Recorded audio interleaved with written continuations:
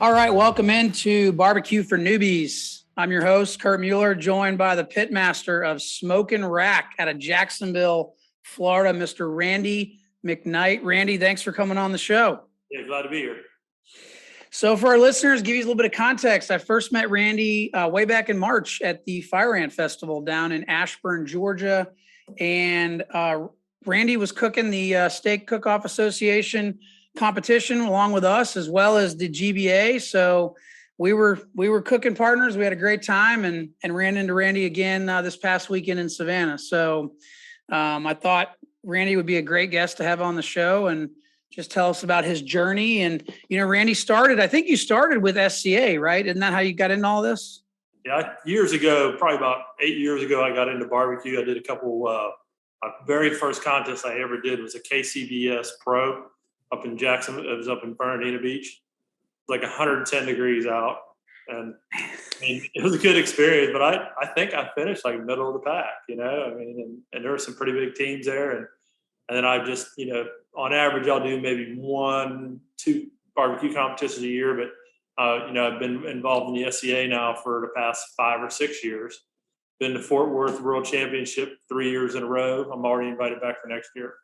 So when I met you, that was my first GBA contest. That's right. And you took home the golden ticket on the steak side. The steak. So Friday night was good getting the steak, and you guys got the third place call on that. So that was kind of cool.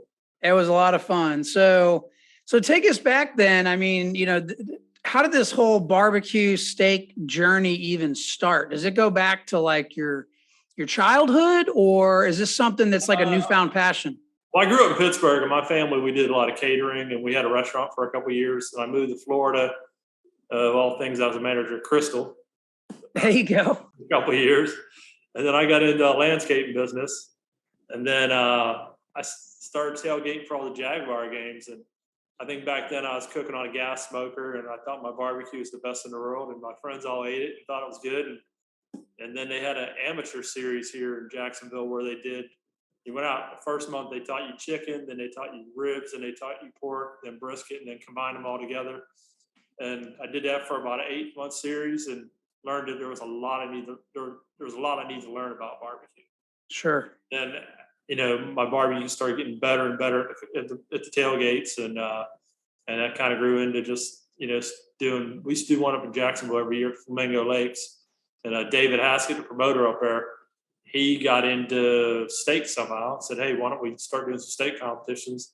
And the first steak competition I ever did was in Jacksonville.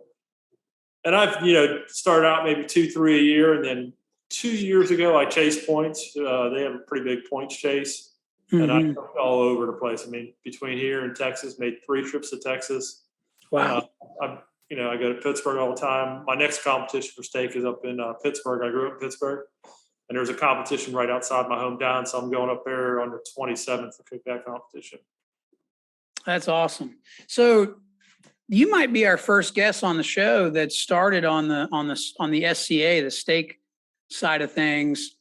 What are some of the, you've done GBA, you've done KCBS, you've done obviously the SCA type stuff, much different types of cooks. I had a fun time cooking the steaks, but for those that, for our listeners that haven't done a steak cook-off, what are some of the biggest differences other than the obvious, which of course you're not cooking it's a much smaller cut of meat, right? Well, yeah, it's a lot more reasonable to get into. So if you want to get into cooking, most of the time, like the one you did, your first one was a Friday night. On a Friday night cook, you're going to set up about 4:00. It's $150 to enter. They give you 2 ribeyes.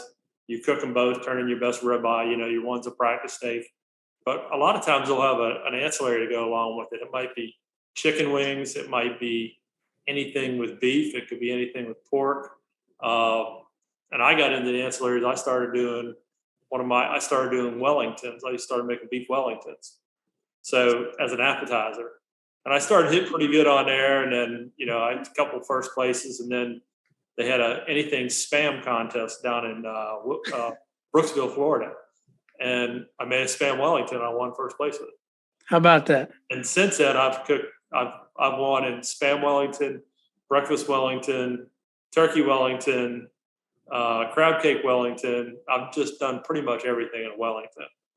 And last year I went up to St. Louis and cooked under the arches and anything turkey, and I took the first place up there. And, like that particular contest, it was $1,000 first place for the ancillary. For the ancillary, yeah. So it gets you get the creative, and the biggest thing is you can cook by yourself. Like I cook by myself, so even this past weekend in Savannah, I mean, to turn in 4 boxes, cook it and everything, cooking by myself, it's a lot of work. It is. Where a steak, I can go out and cook. I can do a double on a Saturday. It's $300 to enter, include your meat. I can do it by myself. Right. And I think that's a great point. If you're like us, if you like to compete like most of us do that are in this barbecue community, you can, if I feel like the SCA gives you a little bit more creativity, because you have those ancillaries where just from my limited experience with KCBS, it almost seems like you're cooking to a profile. Yeah. And if you try to get creative, I think that could probably hurt you. Yeah. In KCBS. Yeah, And I like the idea of having some of that creative freedom with the SCA.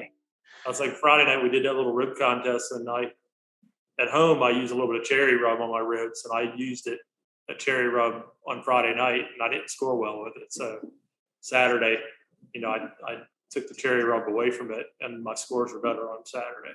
There you go. Yeah, yeah. So in a full KCBS contest, you want to kind of go and play by what everybody else is cooking. The biggest thing I like, because I come from an ancillary background, it's creativity. Doing the boxes was not that hard. I had a little bit of help, from Brian Coleman. He showed me a quick little how to decorate a box. And then I picked it up real quick. So turning my boxes in was easy. I had all 4 of my boxes decorated before chicken even hit the grill in the morning on Saturday, and that helped me out a lot. That's a great point. And I'm going to camp out on that just for a second. Highly recommend for our listeners, if you're getting into the backyard, KCBS, or even jumping right to the pro, definitely get those boxes prepped early. Get them prepped early, like Randy's talking about. It'll save you a ton of time and a lot of stress on the back end. So, I know I've heard people making their boxes the night before, but I think it's better to do it that morning and have them fresh. But having a fridge is an advantage, because I did them in the morning, stuck them in the fridge, and they were fresh. That's a huge advantage. I've even heard of people at these bigger contests who, for a fee, they build boxes for teams. Like $10 a box or something like that. And I'm hoping I find that person or people. That'd make it easy. That's absolutely worth it in my book. Candidly, I can't stand messing with the garnish. I know that we have to have it. I'd rather just focus on the barbecue and not the garnish, but it is what it is. You got to give the judges what the judges want in order to. And that's kind of the difference with the SCA. When you're not garnishing the steak, but when you're getting in the ancillaries, they're judging you on your presentation, and you get creative as you want to. Yeah. Like in the World Championships last year, it was the category was anything sausage. It was Whopper sausage, basically like a breakfast sausage. And I did a sausage Wellington. Of course. I mean, I couldn't get a championship and not cook a Wellington. So right. Anybody that sees me, they go, he probably cooked a Wellington. That's right. And something else that you touched on too that I think is important, just when you're looking at KCBS and GBA and SCA and all these other different things. With the SCA, if you're a solo cooker, not a big deal. It's like you said, you can do a double on a Saturday, no problem. And the equipment, like the upfront cost to get into the SCA is a lot less than you cook on a Weber grill, and that's about it. That's all you need. Yeah. And I think the danger that I ran into, and not danger is the wrong word, but the trap that I fell into was thinking that I've got to have all these different rubs and spices and do it a certain way, and you almost, I think that can hurt you because you overthink it and you just stop cooking. I think in the SCA, the biggest thing, number one, is you want to hit your presentation, and then you want to hit your doneness. If you start out with a 50 in presentation, 50 in doneness, which they want a perfect medium, it's a warm pink, and then they jump to texture. If you can get them categories right, then the taste is going to carry. You can do. I know guys that just do salt, pepper, and garlic.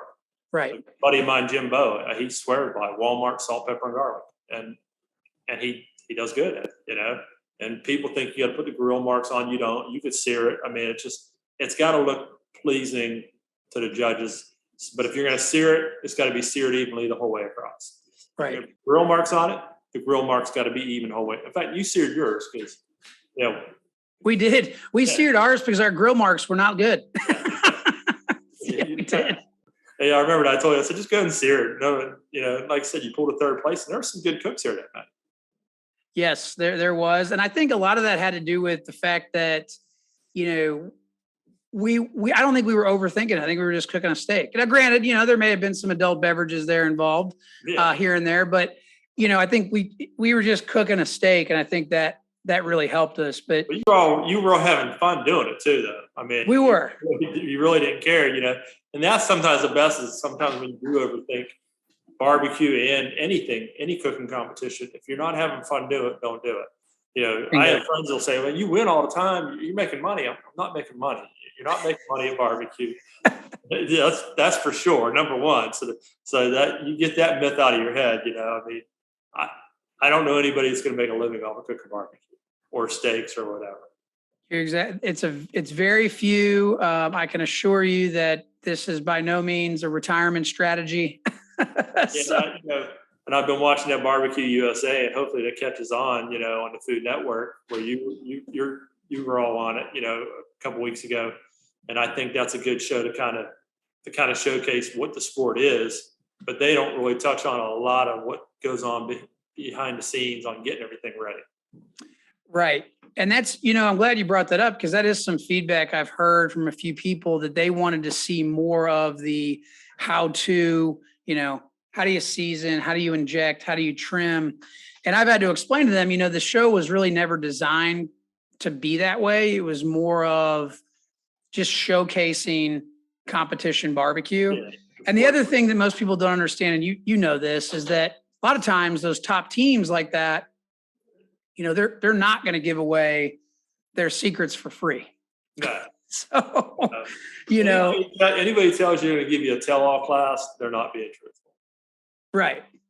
Because there's always the one or two. I always get that feeling that there's like the one or two rubs or, something they're leaving out. Maybe a technique. I don't know. But anyway, I like the creative style of the SCA. I wish there was more SCA around us. I think we'll end up seeing them a lot more Friday nights before the GBA cooks. Yeah. So I think Doc Hollywood and Griffin, that's coming up. I think they're going to do a Friday night steak.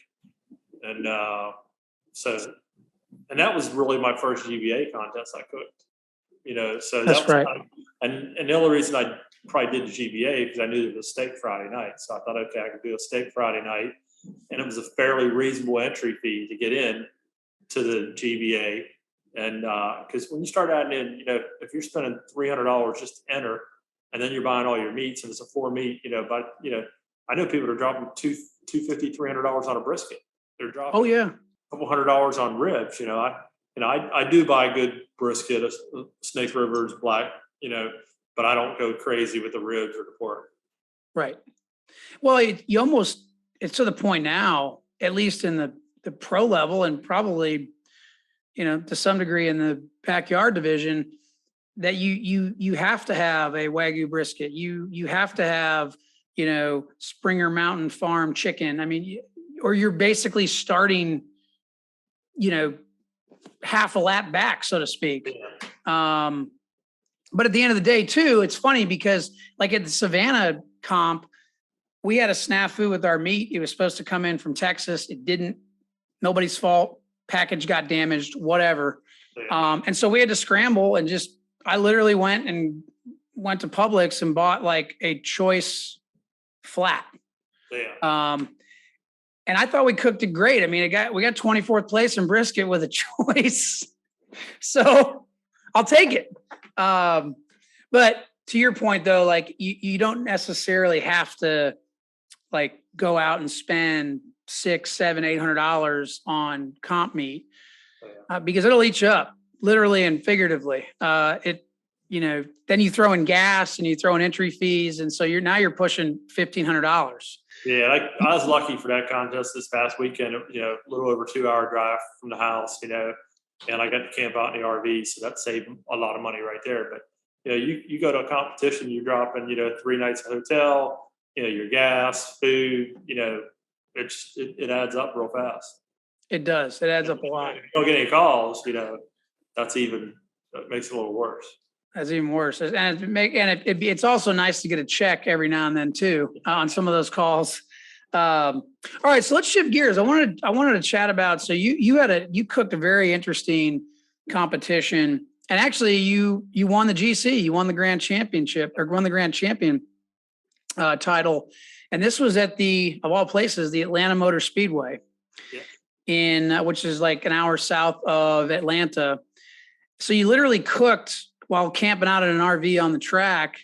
But I'll let you tell. So it's not like it's not a typical competition, but I'll let you educate the listeners on what you had to cook. I think the first reason when I saw it, what intrigued me about it was the creativity level, because it was brisket, anything beef race day, and anything beef with Pit Boss products or Coca-Cola.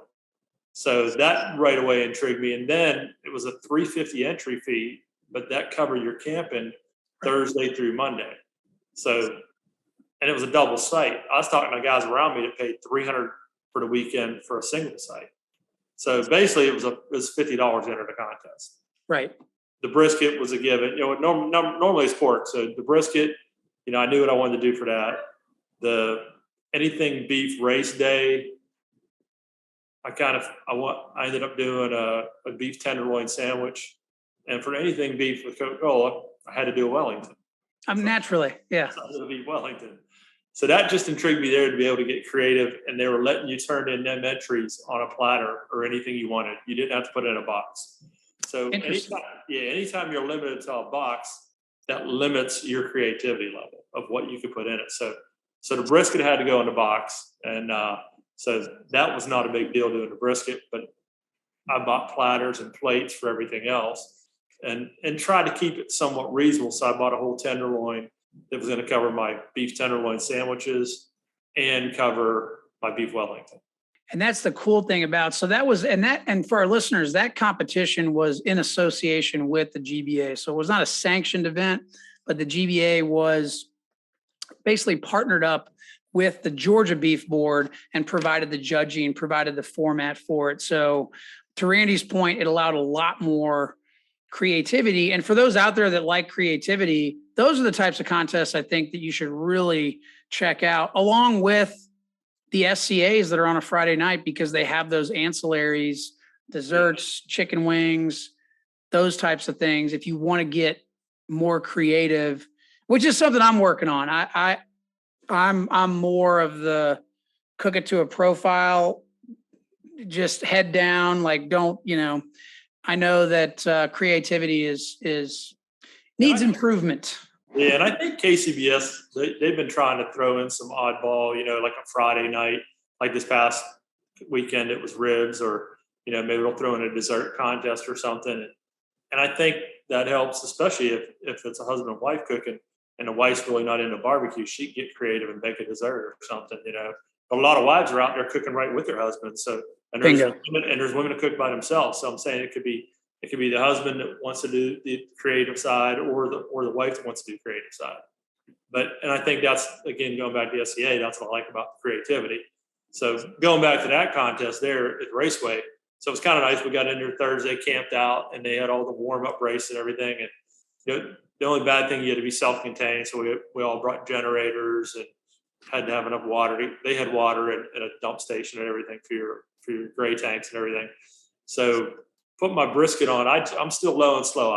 I've never done a hot and fast, and maybe one day I will, but I can't buy a good brisket, and and take a chance in a competition on over Right. it. And everybody tells me don't be afraid of it, but I still am. So maybe one day I'll graduate to that, you know. So I put my brisket on. I cooked it overnight. I put it on Friday night, probably about 10 o'clock.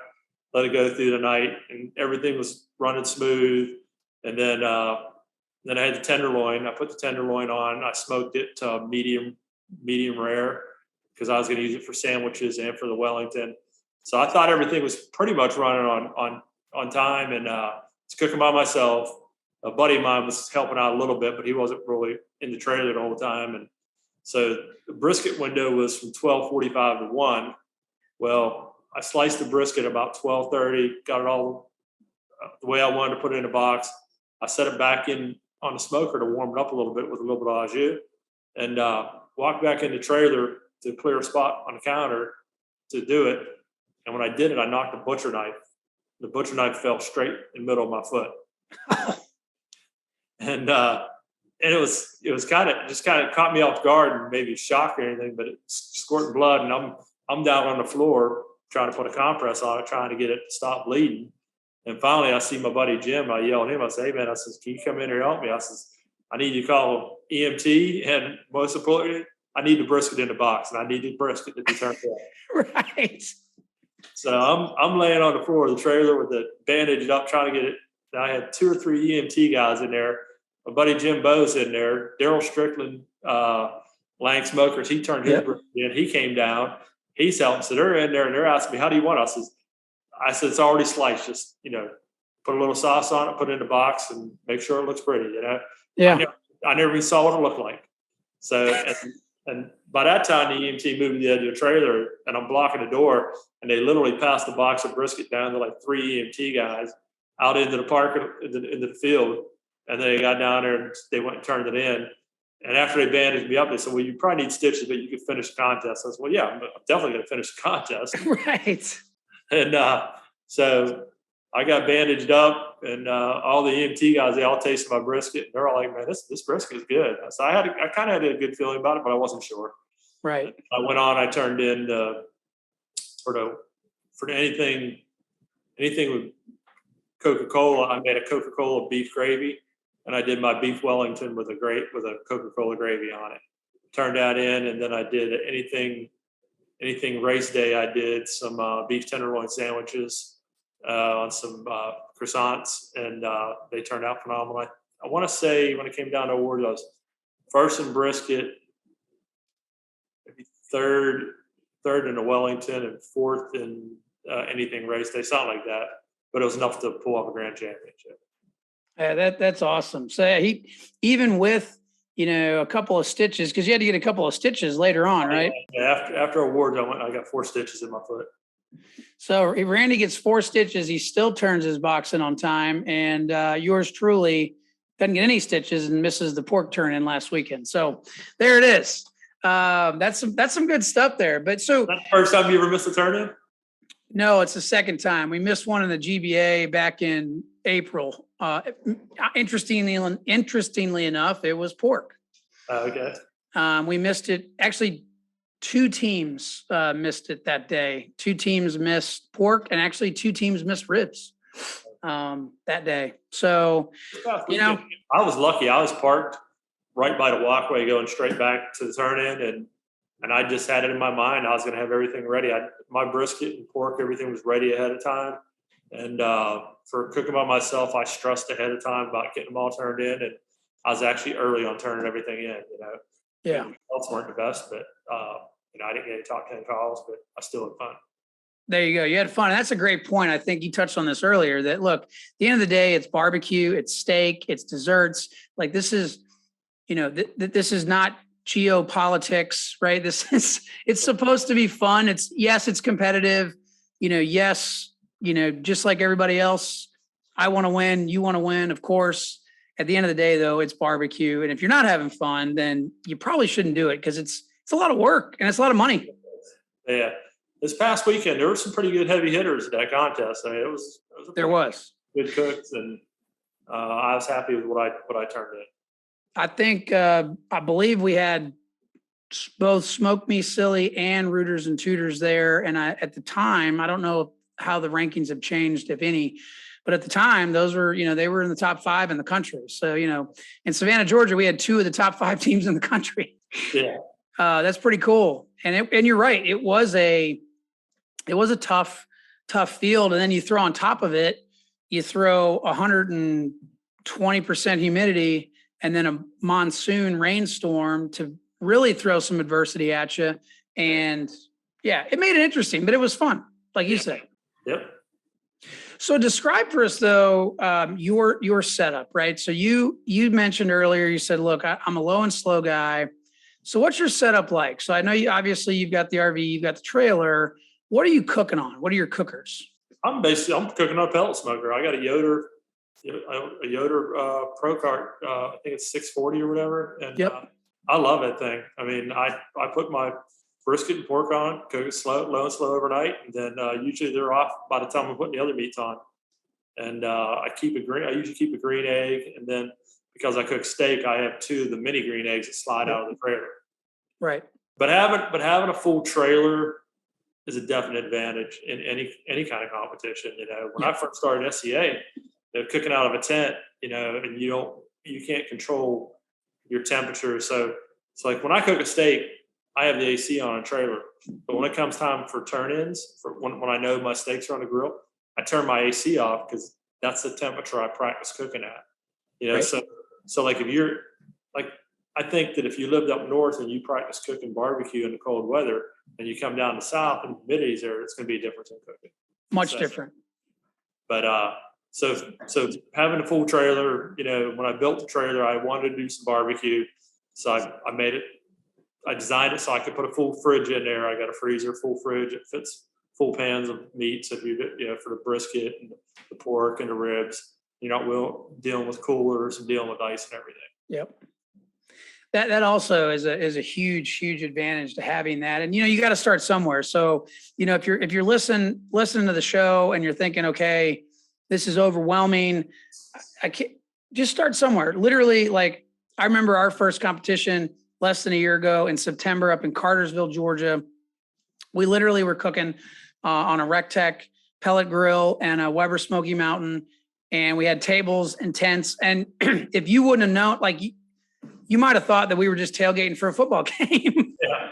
I mean, we really didn't know what we were doing back then. We still don't know what we're doing to a large extent now. But I think the point here is that how many are on your team, or is it just you?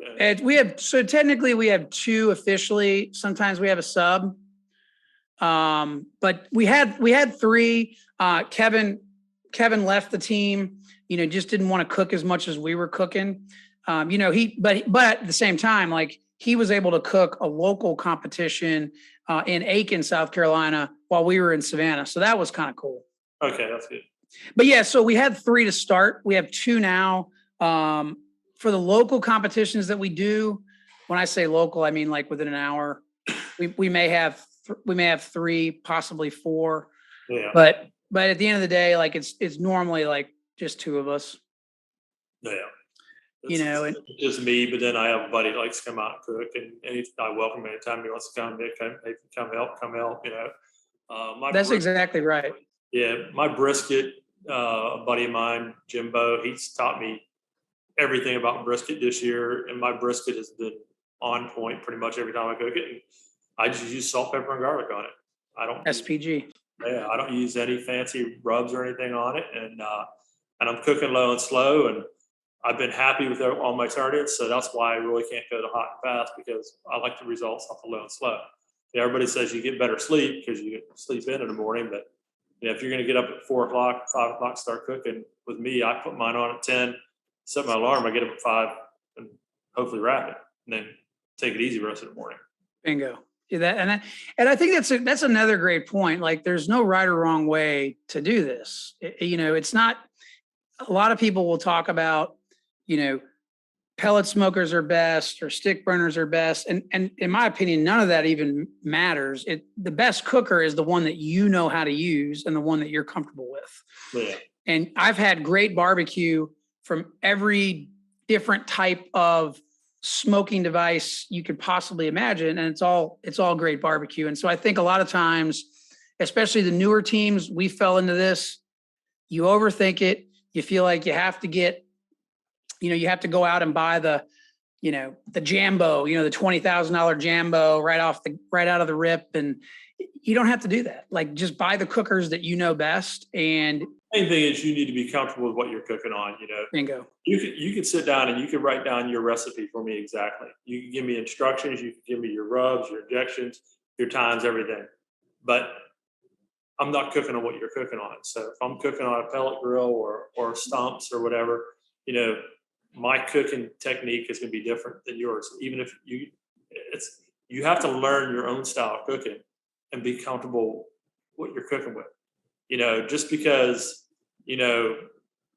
ABC Smokers won the last 10 grands and they're cooking on a stumps gravity fed, I have them. I go cook on that. My results aren't going to be the same. Right. It's repetitive cooking. The more you cook, the better you're going to get. And you have to learn your own cooking routine, your own seasonings. Some people might season 10 hours ahead of time. Some people might season right before it goes on the grill. Mm-hmm. That's what it's building a routine and getting repetitive with it. Like steak, I've dialed in steak lately. Luckily, I've been pretty consistent in steak this year.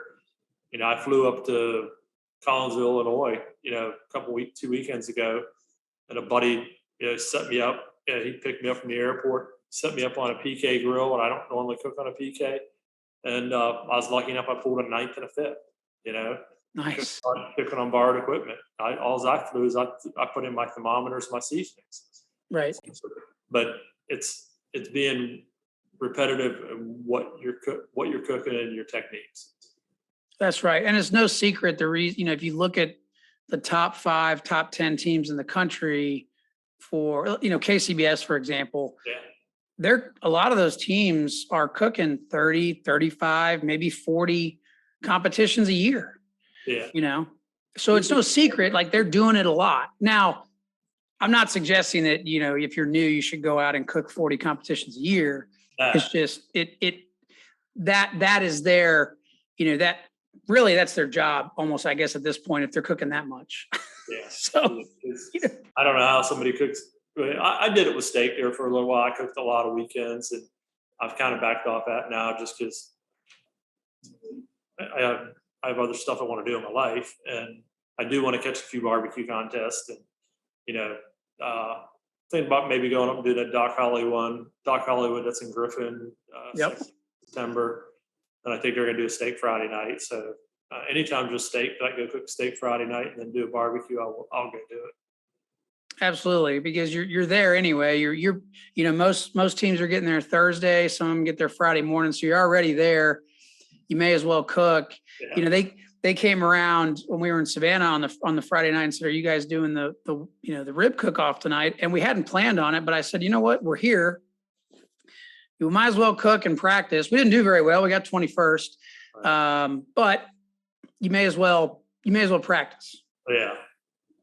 So, all right. So as we wind down, I want to chat about just some words of wisdom that you have, right? So I want to chat about, like, if for those that listen to the show and want to get into SCA, GBA, KCBS, you name it, what are some sound words of wisdom from Randy McKnight?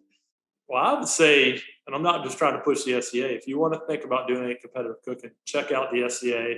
You don't have to join or anything, but you go out and cook a Friday night, cook a steak, maybe pick up an ancillary, a chicken wing ancillary. Start something that's not going to cost you a lot of money. Yep. And go and have fun with it. And if you're married, make sure that your spouse, your significant other, enjoys it too. Because if you get the bug and you start cooking all the time and you're not home and your significant other is not into it, that's going to cause problems. So that's exactly right. Those might be some of the best wise words we've had on the show. Yeah. You got to make sure, you got to make sure you communicate, and you got to make sure that, you've got some kind of a buy-in, from your significant other. So like I said with everything, if you're not having fun, don't do it. If you can go to a contest and you could accept being first, you need to be able to accept being last. And if you can't accept being last, then you shouldn't be cooking, because you're not going to win everyone in steak. I've been first this week, dead ass last the next week. Right. It happens, and if you're going to be a poor sport about it, don't do it. Amen to that. I will say this: it was tough. It wasn't easy walking up there to get that free bottle of Evan Williams and that plaque, but I had to laugh it off. I knew it was coming because I knew that no one else DQ'd, so I was like, well, that pretty much makes us dead ass last. You went up there, you got it, and you had fun. But more importantly, that weekend, I watched your kids cook. Your kids had a blast cooking. Oh yeah. I mean, and that's about involving the family. I mean, if your kids, if you get them involved and excited in cooking now, as they get right now, they might not want to cook barbecue with you overnight or the whole competition. But if you can groom them to where, hey, we really enjoy this cooking, they're our future. When we quit cooking, the next generation needs to be there, or the sport's going to die. That's exactly right. And I love, and they have a blast with that kids queue portion of it. And so, yeah, it's something I haven't even thought about. It. If you're listening and you have kids, that's another cool feature about going to some of these different contests. You're able to, cook with your kids, and they're able to learn too on the fly. You can't help them a whole lot. So, and I think some of these organizations, the GBA, KCBS, and FBA, are all starting to pick up that, hey, we need to add a little fun to it. We need to have a kids queue, because if a family's coming out to cook for the week and spend all that money, wouldn't you want your kids to come out and do something, do something fun, let them have a chance at, or do a Friday night, just a rib contest or a dessert contest. And I've heard that they've been doing that in the KCBS. Now I know SCA, we do that all the time, and even the FBA, sometimes they'll throw a chicken wing contest on a Friday night. It doesn't have to be a sanctioned event, but hey, let's all throw in $50 a head and divvy up the first top 3 prizes. That's exactly right. Keep it a family affair. That's what's so cool about it. And again, for our listeners, we're chatting with Randy McKnight of Smokin Rack barbecue competition team. He's based out of Jacksonville, Florida. Started with SCA, moved into some GBA, moved into some KCBS, did some FBA. So he's got a wealth of experience. Follow him on social media. Hey, if you ever want to get into a good competition, there's one next year that a buddy of mine and I are promoting, and we did it this year. It's I had a heart transplant 20 years ago. A lot of people don't know. A lot of people know, but a lot of people don't. So to celebrate my 20th anniversary this past year, a buddy of mine, Brian Coleman, and we put on a big cook-off in Madison, Florida. It'll be Memorial Day weekend, usually the weekend, the 26th, 27th, whatever that weekend is. And it's out in Madison, Florida at an RV park. Amazing campground, plenty of room for campers and cooks. But just come out, Friday night we'll do a double ancillary, like this last year we did dessert and we did mac and cheese. And then this is where the creativity got. The top 5 in each category got to do a playoff the next day with a mystery box. We did a mystery box for them. They had a protein, a vegetable, a starch, and then they had to turn something in. And then we did double steak on Saturday. And then again, the top 5 of A and top 5 of B went to compete for an anything steak contest and get creative. But that's Memorial Day weekend. It'll be on the SCA calendar here shortly. We just got getting everything approved right now. And we'll include that too. Once it gets on the SCA calendar, we'll be pushing that out as well on our different platforms, Facebook, Instagram, Twitter, et cetera, so that you guys can get signed up for that early. That sounds like an awesome contest. And man, we enjoyed it. I appreciate you coming on the show, Randy. It was great to chat with you. Great to see you in Savannah, and hope to see you out on the barbecue trail soon. Okay, man. I'll talk to you soon.